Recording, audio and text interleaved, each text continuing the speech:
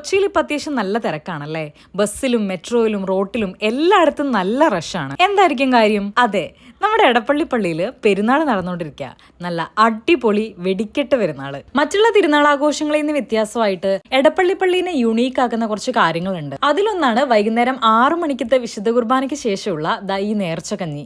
നല്ല ചൂട് കഞ്ഞിയും ചെറുപയർ പുഴുങ്ങിയതും അച്ചാറുമാണ് നേർച്ചക്കഞ്ഞിക്ക് നമുക്കിവിടെ കിട്ടുന്നത്. അതിങ്ങനെ ഫ്രണ്ട്സ് ആയിട്ടും ഫാമിലി ആയിട്ടും ഒക്കെ വന്ന് ക്യൂ നിന്ന് വാങ്ങി ഈ മരച്ചോട്ടിലൊക്കെ പോയിരുന്ന് കഴിക്കുമ്പോൾ കിട്ടുന്ന ഫീല് വേറെ ലെവലാണ്. പിന്നെ ഇവിടുത്തെ ഒരു ചടങ്ങാണ് നേർച്ചക്കോഴി എന്ന് പറയുന്നത്.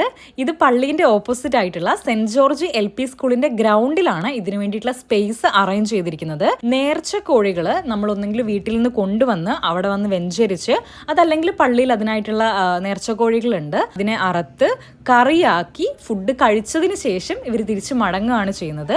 ചില പ്രത്യേക നിയോഗങ്ങൾക്ക് വേണ്ടിയിട്ടും അതുപോലെ തന്നെ പണ്ടുകാലം മുതൽ ഈ പാമ്പിന്റെയും ഇഴജന്തുക്കളുടെയും ഒക്കെ ശല്യമുണ്ടായിരുന്ന ഏരിയയിലുള്ള ആൾക്കാരൊക്കെയാണ് ഇവിടെ വന്നിട്ട് മെയിനായിട്ട് ഇത് ചെയ്യുന്നത്. ഇതിനു വേണ്ടിയിട്ട് തീ കത്തിക്കാനുള്ള ചൂട്ടും കറി മസാലാസും പാത്രങ്ങളും കാര്യങ്ങളൊക്കെ ഇവർ വീട്ടിൽ നിന്ന് തന്നെയാണ് കൊണ്ടുവരുന്നത്. അതുപോലെ കേരളത്തിന്റെ പല ഭാഗത്തെ വീടുകളിലുള്ള അടുക്കളകളിലെ ചിക്കൻ കറികള് ഒരു പന്തിക്കുള്ളിൽ കാണാൻ പറ്റുന്ന പ്രത്യേക ഒരു അവസരം കൂടി ആയിട്ടാണ് എനിക്കിത് തോന്നിയത്. അപ്പച്ചന്മാരും അമ്മച്ചിമാരും എല്ലാവരും ഒരു ഫാമിലിയൊക്കെ വന്ന് ജോയിന്റ് ആയിട്ടാണ് ഈ ഒരു കാര്യം മൊത്തം ചെയ്യുന്നത്. എന്നിട്ട് അവർ അവിടെ ഇരുന്ന് തന്നെ കൂട്ടായ്മയിൽ ഭക്ഷണമൊക്കെ കഴിച്ചിട്ട് പിരിയുകയാണ് ചെയ്യുന്നത്.